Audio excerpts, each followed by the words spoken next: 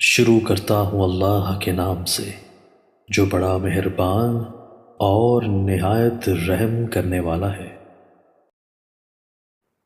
حضرت ابو ہریرہ رضی اللہ تعالیٰ عنہ سے روایت ہے کہ رسول اللہ صلی اللہ علیہ وآلہ وسلم نے فرمایا، جو کوئی صاحب ایمان بندہ درخت کا پودا لگائے یا کاشت کرے، پھر اس میں سے پرندے کھائیں یا آدمی یا کوئی جانور، تو وہ اس کے حق میں صدقہ ہوگا۔ تشریح: سبحان اللہ و بحمدہ۔ باغات لگانے والوں اور کاشتکاری کرنے والوں کے لیے اس حدیث نبوی میں کتنی عظیم بشارت ہے کہ اگر کوئی آدمی یا چلتا پھرتا جانور یا اڑتا ہوا پرندہ اس کے درخت کا پھل یا کھیت کے دانے کھائے تو باغ والے اور کھیت والے بندہ کو فی سبیل اللہ صدقہ کا ثواب ہوگا۔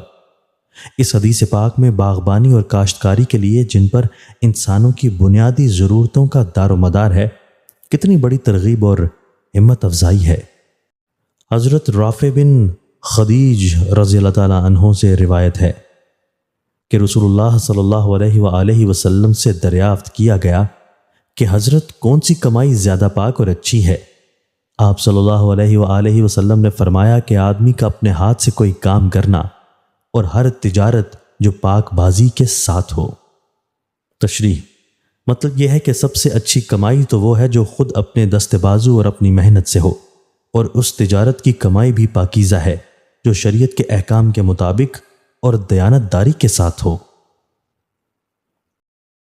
دوستو، اللہ تعالی ہمیں ان احادیث مبارکہ پر عمل کرنے اور اپنی زندگیوں کو سنوارنے کی توفیق عطا فرمائے۔